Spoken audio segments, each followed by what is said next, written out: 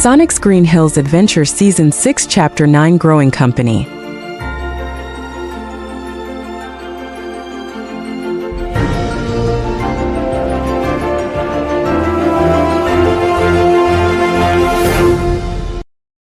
The backyard of the bed and breakfast was quickly becoming the most crowded and surreal spot in Storybrooke. As the initial shock of the teleportation wore off, the group began to gravitate toward one another, the air buzzing with the overlapping chatter of skeletons, aliens, and Mobians.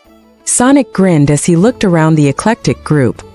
Well, I guess if you're going to be trapped in a magical storybook town, you might as well bring the whole neighborhood with you. Zim, Sapphire, you guys look like you were ready for a gala, not a dimension hop. Sapphire smoothed her elegant pink and gold robes, her lavender eyes warm as she looked at Sonic. We were actually preparing for the celebration back in Green Hills. Zim was quite insistent that the hors d'oeuvres be invader tier quality. Zim crossed his arms, his antennas twitching. The snacks must be superior, Sonic Beast! My wedding to the magnificent Sapphire shall be the greatest event this planet has ever seen, assuming we can ever leave this wretched, quaint village! As the adults talked, Midnight drifted over toward Annika. The skeleton princess moved with a regal stillness, her dark wings slightly unfurled. She looked at Annika with a knowing, yet still slightly startled expression. It is still quite a sight, Annika. I was there on that day. I saw the light of Xylo attempt to claim you, and I saw you defy it. But seeing you like this, standing tall as a guardian, it feels as though the stars themselves decided you had waited long enough to grow. Annika beamed, her long dark hair and denim jacket catching the light. Thanks, Midnight. It's still a little weird not being in a stroller, but I think I'm getting the hang of it. Plus, Shadow lets me help with tactical drills now. Maria stepped forward, her blonde quills shimmering and her blue dress pristine. She's been doing wonderful, Midnight. We're all still wrapping our heads around the change, but she's the same sweet girl she always was. Just much better at reaching the cookie jar. Sally patted Maria's shoulder. You look lovely as ever, Maria. I'm glad to see you're settling into this form so well. It's a bit different from the arc, isn't it? A bit more gravity, and much better company. Nearby, Marina was talking with Jack Skellington. In her hedgehog form, her vibrant reddish-pink fur was a striking contrast to the dark floor, and her matching quills were flowing behind her. Jack Skellington leaned down to be eye level with her, his skeletal grin wide. And Miss Marina, your colors are as vivid as a harvest moon. Tell me, does the music in this world sound different? I've noticed the wind here has a very literary whistle to it. Marina laughed, her hazel eyes bright. It's definitely unique, Jack. But honestly, I'm just trying to figure out how to keep my boyfriend from ramming his head against the energy field until we find the off switch for that barrier. Gur suddenly appeared at Marina's feet, holding a rubber pig. I like the pink lady. She looks like candy. Grr! Do not attempt to eat the hedgehog! She is an ally! Dib held his scanner out toward Annika, his eyes wide behind his glasses. I'm still getting off the charts readings from her. You guys realize she's basically a walking celestial battery, right? The energy signature is almost identical to the rift that brought us here. Gaz looked up from her game for a split second. It means she's the only one of us who probably knows what's actually going on. If she just stopped being nice for 5 seconds and blast something. I'm not blasting anything, Gaz. We're guests. Shadow approached the group, his energy lively and commanding. Enough catching up for the moment. We have a problem. None of our transport methods work, and the town is literally growing more crowded by the minute. If we can't get out, we need to secure this perimeter. Jack, Zim, I need to know what your senses tell you about the magic here.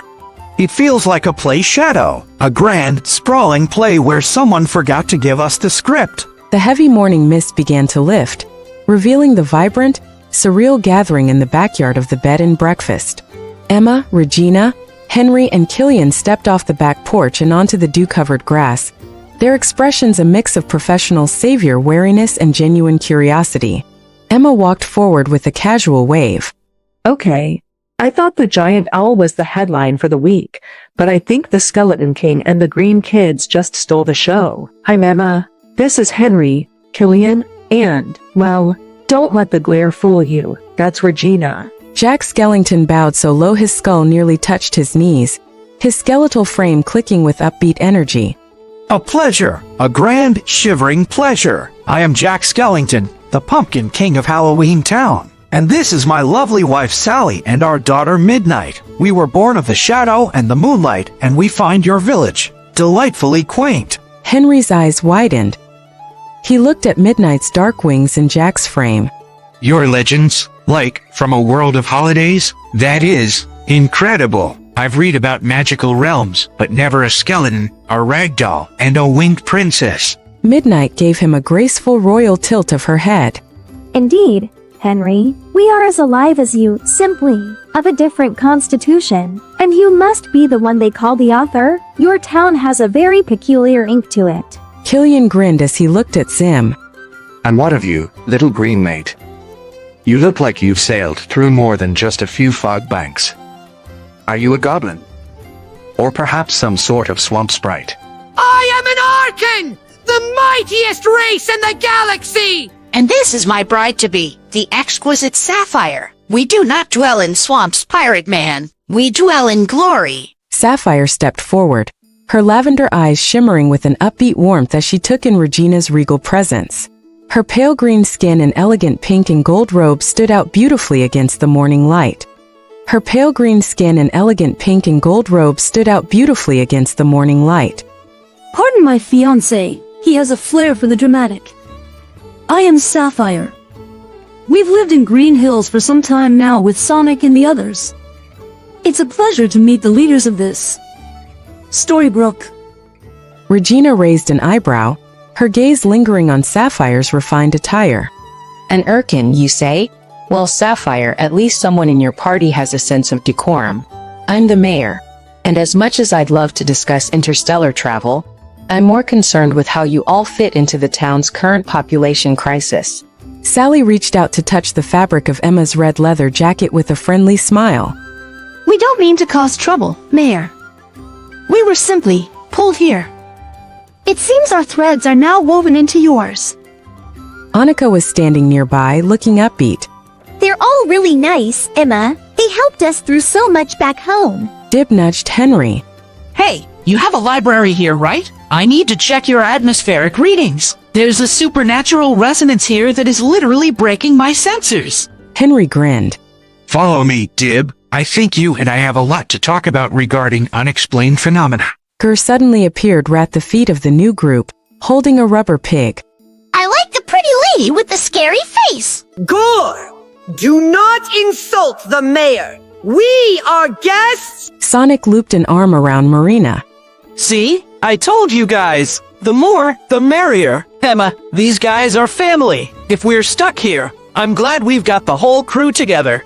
The tension of the morning's failed teleportation melted away into a chorus of laughter and introductions. Even Regina found herself smirking at Zim's antics, while Killian and Jack began comparing notes on supernatural navigation. It was a bizarre, casual, and upbeat start to a day that promised to be anything but ordinary.